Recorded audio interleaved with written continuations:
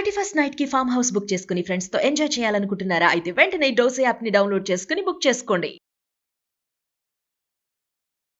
నమస్తే రమ్మగారు. నమస్తే జయ. రమ్మగారు, మనము ఆళ్వార్ల కథలు చెప్పుకుంటూ ఉన్నాం. హ్మ్. 4 చెప్పారు. 5వ ఆళ్వార్ గురించి 2 వీడియోలు ఆళ్వార్లు 4 అయ్యారు. ఆ, అట్లా చెప్పాం కదా.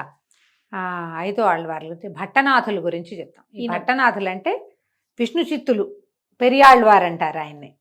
పెద్దవాడు పెరియాళ్వార్ అంటే మరి మొదటగా చెప్పాలి కదా, కాదు ఈయన తర్వాత వాడే, కానీ వాళ్ళనేమో మొదలాళ్వార్లు అంటారు, మొట్టమొదటి వాళ్ళు.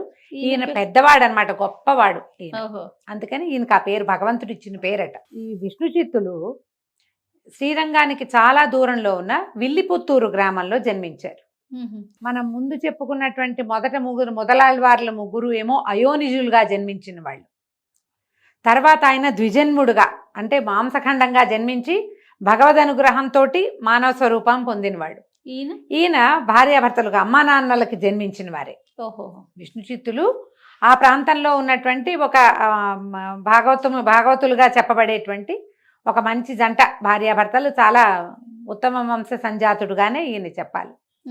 అయితే వాళ్ళు వైష్ణవులే అవటం వల్ల అష్టాక్షరి ఉపదేశము అది జరిగి 7-8 సంవత్సరాలు వచ్చేదాకా చక్కగా పెరిగి, ఆ తర్వాత ఏమో ఉపనయన సంస్కారాలు అవన్నీ చేయించుకుని గర్భ సంస్కారాలన్నీ అయిన తర్వాత ఉపదేశం కూడా పొందిన తర్వాత ఇక విద్యాభ్యాసాన్ని పంపిస్తే ఆయన పెద్దగా చదువు వంట పట్టలేదట. ఇదే ఇంకా విష్ణు జపంలోనే ఉండేవారు, అష్టాక్షరి జపంలోనే ఉండేవారు. ఆ విల్లుపుత్తూరులో వటపత్ర సాయిది ఒక దేవాలయం ఉంది. వటపత్ర సాయి అంటే మనకు తెలుసు కదా, మనకి మన మర్యాకు మీద పరుండి ఉన్నటువంటి కృష్ణ స్వరూపం. అవును. ఆయనని విశేషంగా సేవించేవారు. నిరంతరము భగవద్ధ్యాన స్వరూపుడుగా ఉండేవాడు. ఆయన చూస్తేనే ఒక భగవత్ శక్తిగా కనపడేవాడట. విష్ణు చిత్తులు అలాగే చెప్పుకునేవాళ్ళు. విష్ణువుని చిత్తంలో మనసులో ధరించిన వాడు అనేవారు. అయితే ఏమైందట, స్వామివారికి రోజు తోమాలలు, పెద్ద పెద్ద తోమాల సేవ చేస్తారుగా, పెద్ద పెద్ద దండలు. ఆ దండలు చూసి ఈయనకి అనిపించేదట, స్వామివారి ఎంత బాగున్నాడు ఈ దండల్లో, ఎంత అదృష్టం ఈయనకి ఇట్లా స్వామిని ఇంత అలంకరించడం. ఎందుకంటే విష్ణువే అలంకార ప్రియుడని చెప్పబడతాడు. ఆ పరమాద్భుత కృష్ణ స్వరూపము ఆయన్ని అలంకరించిన ఆ దండలు చూసి ఈయన గొప్ప సంతోషం కలిగేదట. స్వామి కృష్ణ స్వరూపుడుగా ఉన్నప్పుడు ఆయనకి మాలలిచ్చి మోక్షం పొందిన వాళ్ళని గుర్తు చేసుకునేవాడు. ఎవరు ఆ మాలలిచ్చి మోక్షం చేసుకున్నది? కృష్ణుడు కంసుడి అంశ సంహారానికి వచ్చినప్పుడు మాలలు గంధాలు ఇచ్చిన వాళ్ళు, కుబ్జ ఇలాంటి గాథలు, వాళ్ళందరికీ మోక్షం వచ్చింది. అవి తలుచుకుని ఈయనకి గొప్ప సంతోషంగా ఉండేదట. ఈ తోమాలలు సమర్పించాలని ఆయనే స్వయంగా ఒక పెద్ద తోటను పెంచి, తోటలోని పువ్వులతోటి తులసి మాలలు, పువ్వుల మాలలు, విచిత్రంగా మాలికాలు తయారు చేసి వటపత్ర సాయికి సమర్పించేవాడు. విష్ణుచిత్తులు అలా సమర్పించేవాడు. అదే ఆ సేవ జరుగుతూ ఉండేది. నిత్యము సేవ, స్వామివారికి మాలా కైంకర్యం జరిగేదనమాట. అదే కాలంలో మధురని ఏలేటువంటి పాండ్యరాజుకి ఆయన ఒకరోజు రాత్రి నగర సంచారం చేస్తుంటే ఆయనకి ఒక అరుగు మీద పడుకున్నటువంటి ఒక బ్రాహ్మణ ఆయన కనపడ్డాడు. ఆ రాజుగారు ప్రశ్నించారు, ఎవరు, ఎక్కడికి వెళ్తున్నారు ఏమిటంటే ఆయన చెప్పేట, నేను రామేశ్వరం వెళ్తున్నాను, శివభక్తుడిని వెళ్తున్నానంటే రాజుగారు అడిగారు, ఏమిటి నాయన, ఏమిటి, ఏదైనా ఒక మంచి మాట చెప్పండి, మీరు భక్తులు ఇలా దేవాలయ దర్శనం చేస్తున్నారు, తీర్థయాత్ర చేస్తున్నారంటే అప్పుడు ఆయన ఏమన్నాడు, ఆ బ్రాహ్మణ ఆయన 8 నెలలు కష్టపడి వర్షాకాలానికి దాచుకోవాలి. వర్షాకాలంలో ఏం పనులు ఉండవు. అవునవును. 8 నెలలు కష్టపడేది ఎందుకు? వర్షాకాలంలో హాయిగా ఉండడానికి కదా. యవ్వనమంతా కష్టపడి వృద్ధాప్యాన్ని కోసం దాచుకోవాలి. ఎప్పుడైనా అంతే. మనిషి జీవించి ఉండగానే పరలోకం కోసం జాగ్రత్త పడాలి. ఎంత అద్భుతమైన మాట కదా? రమ్మగారు. ఇప్పుడు ఈ 8 లేకపోతే అసలు ఆ 4 నెలలు లేవు. అవును. నువ్వు యవనావస్థలో ఉండగా నువ్వు జాగ్రత్త పడకపోతే వృద్ధాప్యంలో నీ వల్ల కాదు. నువ్వు ఈ జన్మలో, ఇహ జన్మలో నువ్వు వ్యక్తిగా మానవుడిగా జన్మించినప్పుడు సరిపడా పుణ్యము సముపార్జించుకుని పరతత్వాన్ని తెలుసుకుంటేనే పరలోకంలో నీకు సుఖం లభిస్తుంది. నీకు మోక్షం కావాలంటే ఇప్పుడు తెలుసుకోవాలి అని చెప్పి, అప్పుడు రాజుకి జ్ఞానోదయం ఉంది. అవును, ఏమిటి, నేను పరతత్వాన్ని తెలుసుకోలేదు, ఏమిటో ఈ రాజ్యం చేస్తున్నాను. ఎవడు పరమ దైవతము, పరతత్వము ఎవరు, మనము కాని వాడు ఇంకొకడు ఈ ప్రపంచాన్ని నడుపుతున్న వారెవరో తెలుసుకోవాలి అని వచ్చింది ఆయనకి. ఆయన రాజ్యంలోకి వెళ్ళిపోయి ఆ బ్రాహ్మణ ఆయనకు నమస్కారం చేశారు, వెళ్ళిపోయారు. వెళ్ళి మర్నాడు ఏం చేశారట, ఒక ఇంత బంగారాన్ని మూటగట్టి, అదే బోళ్ళంత ధనాన్ని మూటగట్టి పైన తగిలించారట. తగిలించి పరతత్వాన్ని తెలియజేసిన వాళ్ళకి ఈ మూల్యం ఇవ్వబడుతుంది అనంగానే ఆ కాలంలో జైనులు వాళ్ళు చాలామంది ఉన్నారట. అందరూ లైన్ కట్టారు రాజుగారి దగ్గరికి చెప్తానికి. చెప్తారు, ఇది చెప్పాలి, వాళ్ళు రాజుని సాటిస్ఫై చేయాలి, లేదా ఇంకేదైనా విచిత్రం జరగాలి. అప్పుడు ఈ వటపత్ర సాయి స్వామివారు పెరుమాళ్లే విష్ణు చిత్తులకి మనసులో కనపడి, కల్లో కనిపించి, నువ్వు పాండ్యరాజు దగ్గరికి వెళ్ళు, మధురా నగరానికి వెళ్ళి పరతత్వమని గురించి బోధించు, విష్ణువే పరదైవతం అని చెప్పు, ప్రతిపాదించు, విశిష్టాద్వైతాన్ని ప్రతిపాదన చేయి అని చెప్పారు.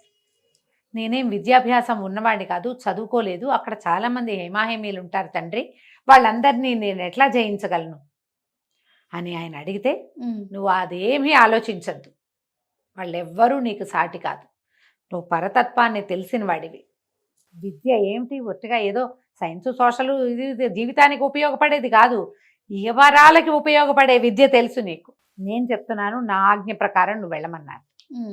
అప్పుడు విష్ణు చిత్తులు అక్కడికి వెళ్ళారు, పాండ్యరాజు దగ్గరికి వెళ్ళి ఈ పరతత్వ బోధ చేశారు. విష్ణువే పరమదైవం అని విశిష్టాద్వైత మతాన్ని ప్రతిపాదించారు. ఆ కాసులు కట్టి పెట్టారు కదా, మూట తెగి వారి పాదాల దగ్గర పడిందట. ఆ మూటని ఆయనకు అప్పచెప్పారు.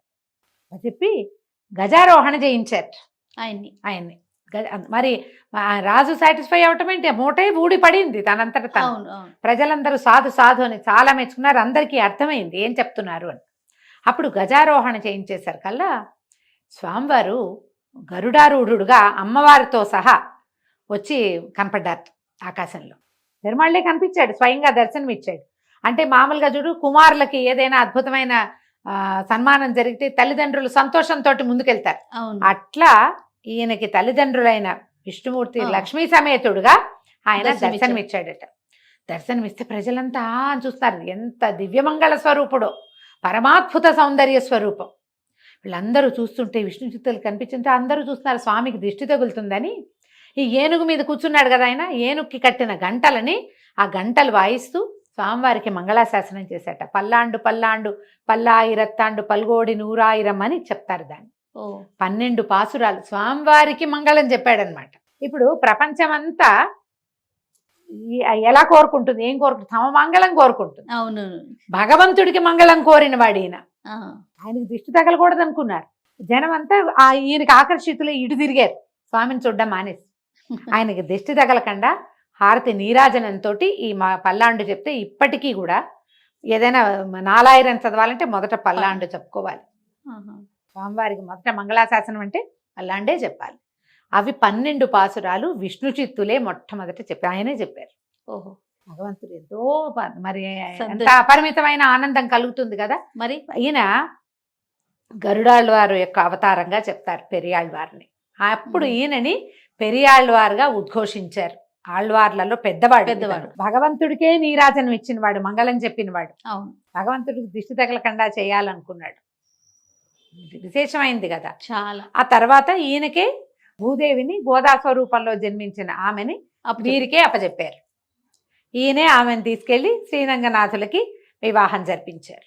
ఓహో, రంగనాథుడికి వివాహం జరిపిస్తే అది కూడా విశేషమైన గాథగా చెప్తాను, 4 వాక్యాల్లో చెప్తాను. ఈ కృష్ణుడికి రోజు ఈ ముందు స్వామివారికి ఏం చేసేవాళ్ళు, వటపత్ర సాయికి మాలలు వేయటం అలవాటు కదా. అవును, ఈ మాలల్లో ఈవిడేం చేసేది, అలంకారం చేసుకుని మాలలు ఇచ్చేది.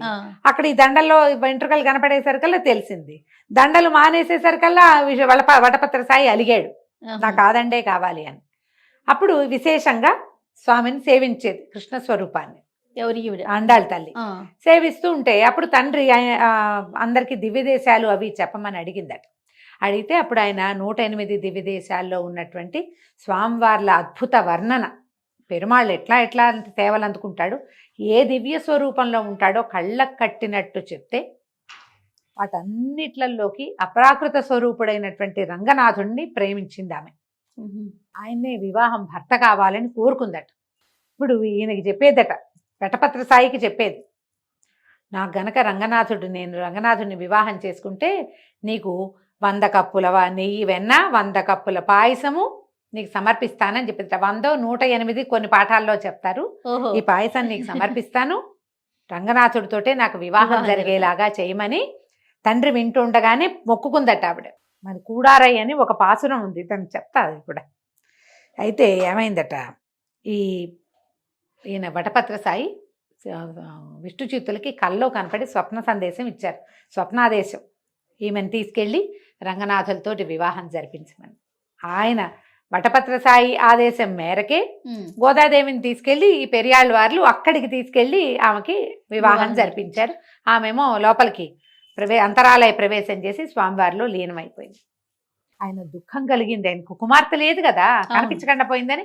అప్పుడు ఆయన రంగనాథులు ఇతన్ని ఓదార్చి పెరియాళ్ళ వారిని ఈయనకి తలకి ఒక వరివట్టం మీద ఉంటుంది, తలకి పెట్టి స్వామికి మామగారు అయ్యావు నువ్వు అని చెప్పి ఆయన్ని శాంతంపరిచి పంపించారనమాట. తర్వాత కాలంలో భగవద్ రామానుజులు ఈ ప్రత్యేకంగా మా సోదరైన ఆండాళ్ళు ఇట్లా మొక్కుకుంది అని చెప్పి ఫలానా పాసురం రోజున కూడారై అని ప్రత్యేకంగా చేస్తారు. గంగాళాలతోటి ఆవిడ కప్పులు చెప్పింది, కప్పులు కాదు నీకు కుండలతోటి నేను సమర్పిస్తానని 100 కుండల పాయసము 100 కుండల వెన్న సమర్పించారట.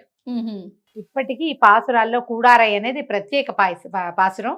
ఆ రోజున గంగాళాలు చిన్న చిన్న గంగాళాలు చేసి వాటితో 100 గంగాళాల నిండా పాయసం నింపి నివేదన చేస్తారనమాట స్వామివారికి. ఈవిడ మరి సోదరి కదా, గోదాగ్రజులు అంటారు రామానుజుల్ని.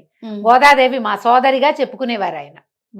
అందుకని గోదాగ్రజులని భగవద్ రామానుజుల్ని అలా అంటారు. ఈ పెరియాళ్ళ వారి నుంచి గోదాదేవి, ఆ తర్వాత భగవద్ రామానుజులు ఈ పరంపరని అందుకొని ఇలా విశేషంగా విష్ణు సేవా దురంధరులుగా ఉండటం వల్లే వాళ్ళని ఆళ్వార్ల పరంపరగా ప్రత్యేకంగా మనం చెప్పుకుంటాం. అయితే ఈ ఆళ్వార్లలో 12వ ఆళ్వారుగా, అంటే చివరి ఆళ్వారు కాకపోయినా ఆమెని ఈ వరుసలోనే చెప్తారు. ఒక్క స్త్రీ స్వరూపం అంటే భూదేవి స్వరూపంలో ఈమె జన్మించిందని. గోదాదేవిని సేవించుకున్న, గోదా కళ్యాణం చేసిన, గోదా కళ్యాణం చేస్తే పెరియాళ్ళ వారి స్థాయి వస్తుందన్నమాట మనకి. అవును, పెరియాళ్ళ వార్ల స్థాయి వస్తుంది. తర్వాత ఈ భూకళ్యాణం భూదేవి కదా, ఈమెను తీసుకెళ్లి విష్ణుమూర్తికి అప్పచెప్పటం వల్ల మనకి ఏమైనా భూ సంబంధమైన సమస్యలు అలాంటివి ఉంటే అవి కూడా తీరిపోతాయి అని చెప్తారు. దీంతో ఈ కథ కూడా పూర్తి చేశాం. ఎంత అద్భుతంగా ఉన్నాయి రమ్మ గారు, చెప్పుకోగలిగితే మంచి చాలా మంచి కథలు. బాగుంది. నమస్తే. నమస్తే.